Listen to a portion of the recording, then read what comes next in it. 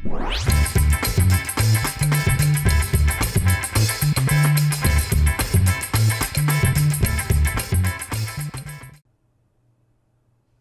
there, welcome to Sequentially Yours Comic Bento Unboxing. Yes, I know this is sort of the middle of the month. It has been a crazy month with my day job. They have absolutely been slamming me.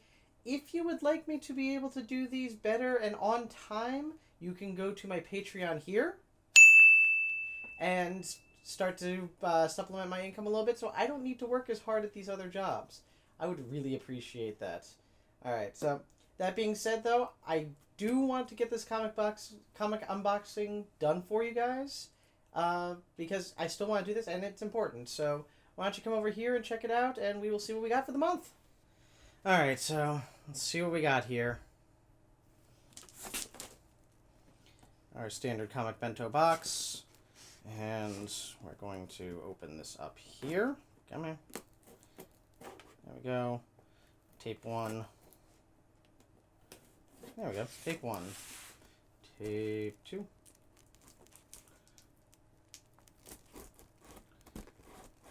Got it. And tape 3. Alright. So, open this up, see what we got. Stuff. Okay. Our big plastic bag thing. Alright, let's start with our... There we go. When it comes to comics, finding the fantastic is almost too easy. From demigods to aliens to guys doing whatever spiders can, comics are full of brightly colored, larger-than-life characters with special abilities that make them a hero or enemy. I'm not kidding, there's an exclamation point. Of society. But what about the rest of us? Ordinary people with ordinary problems that have to live and die in a superpowered world. This month's Powerless collection takes the spotlight off the amazing and puts it squarely on the lives and adventures of people just like us. Though some may have an advantage or two. For example, Ninjak. Ninjak is not ordinary. And Super Spy is a power. It's like saying Nick Fury. Right, sorry. From our friends at Valiant. Sure, he doesn't have superpowers, but he's got just about everything else. See how an ordinary guy becomes a master assassin as Ninjak runs face first into his own past in Weaponeer. Okay, so it goes on. So we're going to have at least Ninjak in here, and you know what? I am okay with that because I freaking love Ninjak. I absolutely adore it. Alright, so we start with Ordinary by Rob Williams and Disraeli. So, what do we got? One of the most engaging and imaginative comics I've read in years, says Rick Remender, Captain America, Uncanny Avengers. Also the guy who did Axis, so take that for what you will. In the world of the superpower, the dull and weak are king. Imagine a world where everyone has superpowers. That is, except you. You're the same old, miserable, lonely loser you've always been. Welcome to the world of Michael Fisher. From the irradiated gamma-ray genius of Rob Williams, the Royals, Master of War, and Disraeli, Scarlet Traces, and including a foreword by comics legend Warren Ellis, comes the extras-packed collection of one of the most critically acclaimed and interesting takes on the superhero genre in a long time. Okay.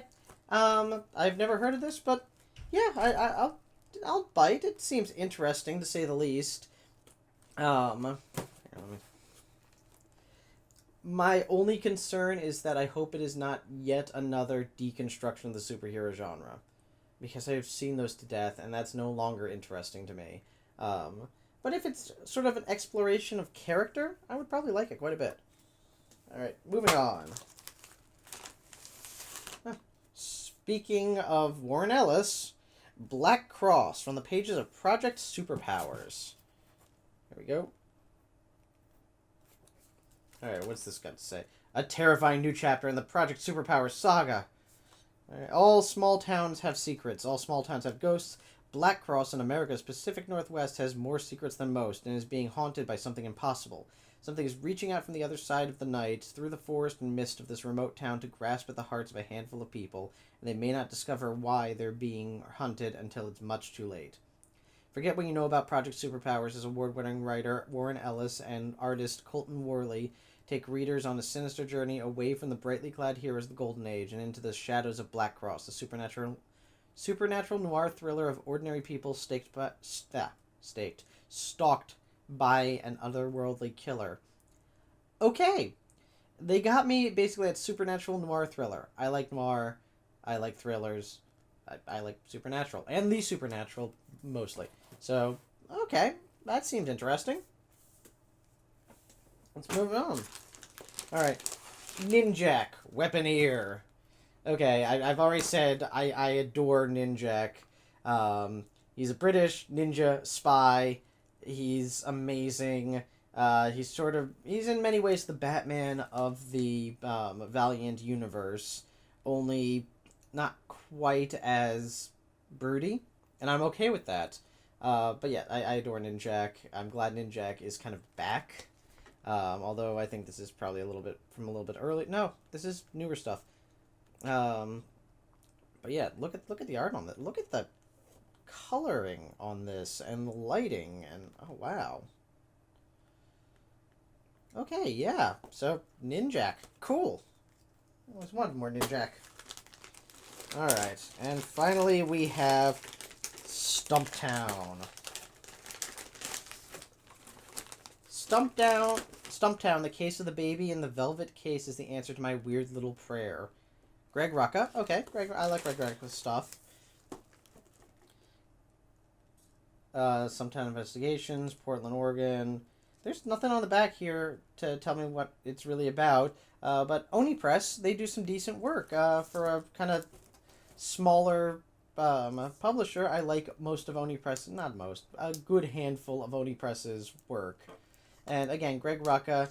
Matthew Southworth, I'm not really familiar with his work, but...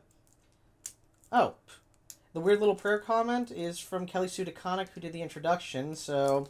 Okay, I know I like Kelly Sue DeConnick. I know I love her work. I know I love her taste. So I will probably like Stumptown.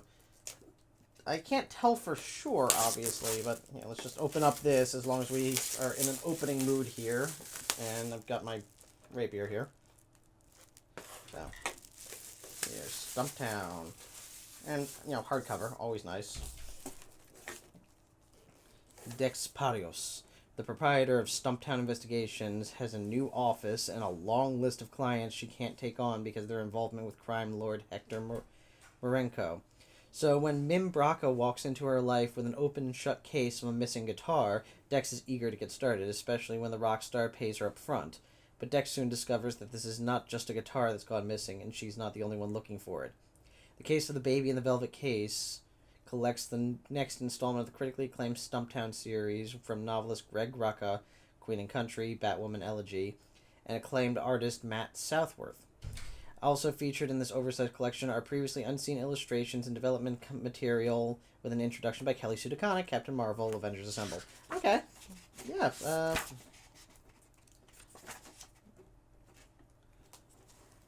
Yeah, oh, wow, look at this art. Look at some of this. This is kind of cool looking.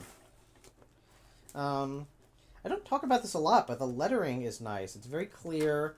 It's very precise. As per usual, coloring. Look at this panel. Wow. Let me give you a better look at that. But yeah, I think this might be on top of my list. Cool. So, Stumptown. So it looks like we got a pretty decent comic bento this month. I'm pretty happy with this. Well, there we go, guys. That's this month's comic bento. It's got some interesting stuff, and I'm looking forward to seeing where it goes. Stumptown appears to be the only one that is legitimately not necessarily about being powerless, but about a powerless person. Again, Ninjak is powerless in the same way that Batman is powerless, which is not. Come on, let's be honest, not really. Let's see here. What else do we have? Black Cross, I really couldn't tell you. That first one, Ordinary, is about being powerless. Black Cross, from what it said on the back, it appears, there's supernatural and people fighting it and quite frankly, like Supernatural. So, okay, so I guess there's that, too. But, yeah, still, looks like a pretty decent one. Last month's comics were all pretty good. I enjoyed them. So I'm looking forward to these as well. So, I'm going to go read some comics, and I hope you all have a great day. Take care.